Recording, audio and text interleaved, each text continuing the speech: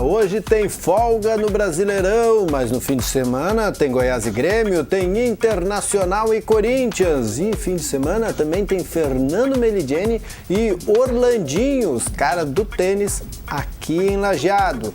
Essas e outras informações agora no Papo de Boleiro.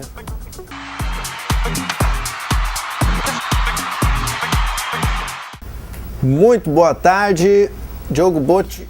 Hoje, nessa quarta-feira, pela Copa Sul Fronteira, o lajadense foi a Pelotas enfrentar o Farroupilha e nós acompanhamos o primeiro tempo, também parte do segundo, depois viemos para a gravação do programa antes do término do jogo, mas até esse tempo que nós acompanhamos, até esses minutos, estava 1-0 para o Lajadense. 1-0 para o Lajadense, gol do centroavante Gilmar, né? Nesse jogo que o Luiz Carlos Vinck retomou com os titulares após a conquista da Copa Fernandão, né? No jogo quando de volta contra o próprio Farroupilha aqui em Lajeado na semana passada, agora no final de semana, mescla de reservas e tal, com titulares, e agora lá em Pelotas voltou todo o time mesmo considerado titular para não perder pontos nesse jogo contra o Farroupilha, que é o lanterna da competição, né? Então a gente fez um bom primeiro tempo, a gente estava conversando com a colega Helena Bazejo, que é setorista do Lajadense que está fazendo o jogo. A gente foi bem, botou bola na trave, mas também tomou uma no travessão, né? Tava bom o jogo. Né? A gente estava ganhando 1-0, gol do centroavante Gilmar, então. Então até agora a gente vai colocar na tela aí o resultado final que terminou esse jogo, né? Até para informar os nossos telespectadores. Mas eu acho que assim, a gente dá uma boa sequência até, porque só tem isso agora, né? Só é a única competição que resta aí do ano do Lajadense. O Lajadense faz bem, não tem por que poupar jogadores, né? Então viajou com todo o grupo mesmo e tem que fazer o resultado. Eu acho que é um jogo chave aí até para se aproximar ainda mais do Grêmio, né? Em caso de vitória, ficar um ponto só do time do Tricolor, com 2 jogos a menos. É isso aí, o Luiz Carlos Vinck, o técnico do Lajadense, comemorava logo depois da Copa Fernandão. Em entrevista ele ainda falava que, olha, nós temos o melhor aproveitamento da Copa Sul Fronteira também. Eram 7 partidas e 14 pontos. É alto aproveitamento do Lajadense e o melhor das três divisões que acontecem, né? Das 3 faixas aí que acontecem, a Metropolitana, a Serrana e a Sul Fronteira, que o Lajadense está incluído. Isso aí. E já bem encaminhado. Na verdade o Lajadense coloca uma situação até porque o grupo que se expôs o Lajadense aí é um grupo teoricamente fraco, né, Márcio? São clubes que encaram a divisão de acesso e até a terceirona. Então preparando os seus elencos para competições visando o ano que vem, né? Para quem sabe ganhar. Na verdade, essas competições de segundo semestre, tanto a Copa Fernandão quanto essa agora a Sul Fronteira, ela serve como laboratório para testar jogadores. O que vale mesmo é o primeiro semestre, com a questão do gauchão, né? Tanto na primeira divisão, quanto na divisão de acesso, quanto na segundona, que no caso é a terceira divisão. Né? Então, os clubes usam essas competições para estar mesclando. É uma competição que não aumenta tanto dinheiro da federação, não tem a questão da televisão, então os clubes tiram o pé em questão de investimento, né? Mas utilizam sim para conformar seus grupos, e boa parte desse lajadense que está hoje, boa parte daquele que levantou a taça na semana passada, vai estar em campo no gauchão no ano que vem. A colocação hoje na coluna do nosso Rodrigo Conte, nosso colega do colunista do Jornal Informativo e repórter da Independente, sobre a possibilidade do retorno do Martini ao gol do Lajadense. Apesar do Brasil de Pelotas estar muito bem, obrigado, subindo aí a Série C do Brasileiro. Na verdade, se for Martini ou não, o gol é uma necessidade para o Lajadense no ano que vem, né, para a disputa do gauchão.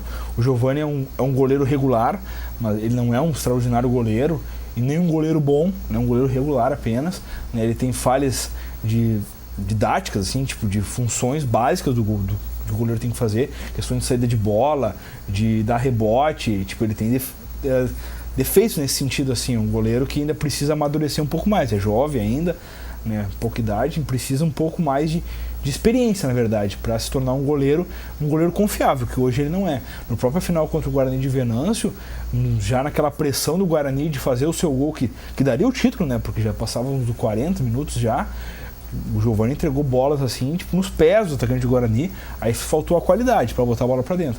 Mas ele é um jogador que sentiu a pressão naquele jogo, ficou visível, né? E jogos mais fáceis, até no final de semana agora contra o próprio Farroupilha, aqui em Lajeado, ele umas bolas ele soltava e tudo mais, dando condição, né, de do gol ao adversário. Então o Lajadense, se for o Martinho ou for outro goleiro, precisa sim o Lajadense contratar um novo goleiro, porque o Giovani é no máximo suplente. Dá susto no torcedor.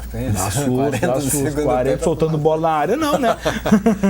Bom, isso o Lajadense vai ter que se preocupar um pouco mais adiante, né? Quem tem que estar preocupado já para o próximo fim de semana é o técnico Giba da Alaf, que vai a Sananduva enfrentar a ADS pela... Márcio, só te completando assim o Lajadense, a gente falando com o Mário Dutra, o Lajadense deve buscar 5 contratações pro Gauchão.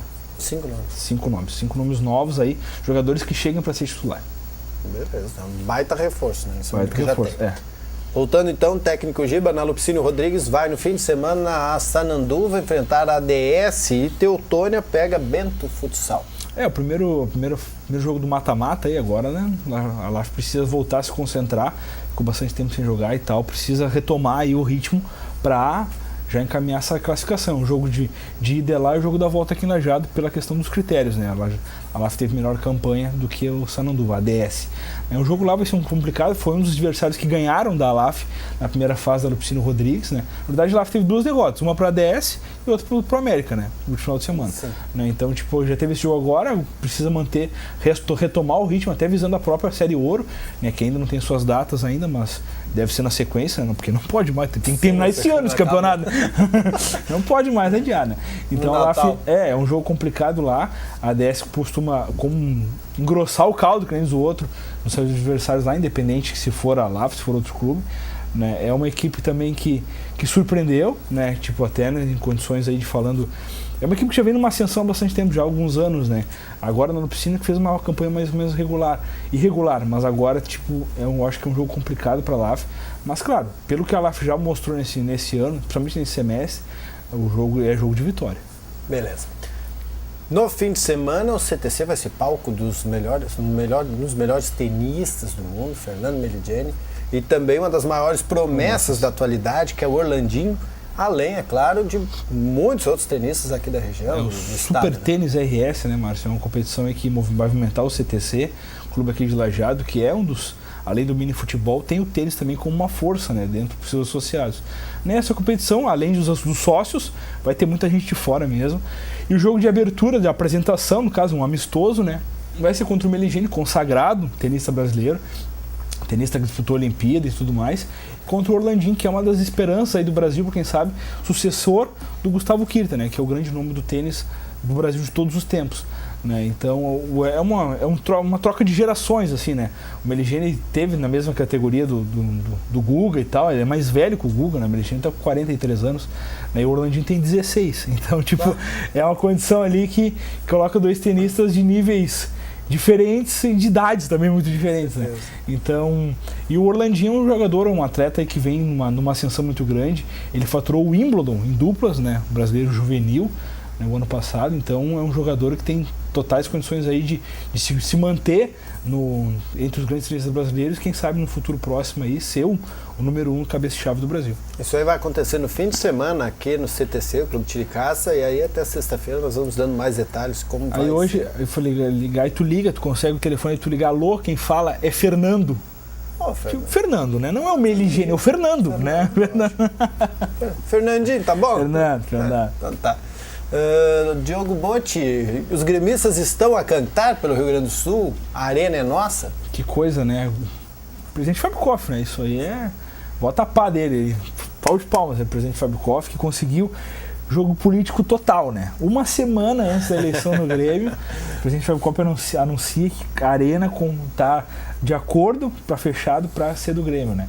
Mas agora teve um respaldo agora de tarde ainda que o Conselho votará essa condição aí de pagamento do Grêmio e tudo mais que tem uma proposta já montada só depois das eleições. Então, tipo, se hoje de repente a arena é nossa e tal, se a oposição ganha, opa, não é bem assim, né? Vamos rever os conceitos. Vamos ver a conta, como é que foi feito.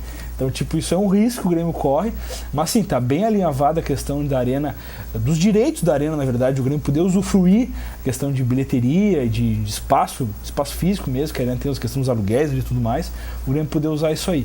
Mas é uma questão que passa pelo Conselho ainda e só depois das eleições. Falam no investimento de 24 24 milhões?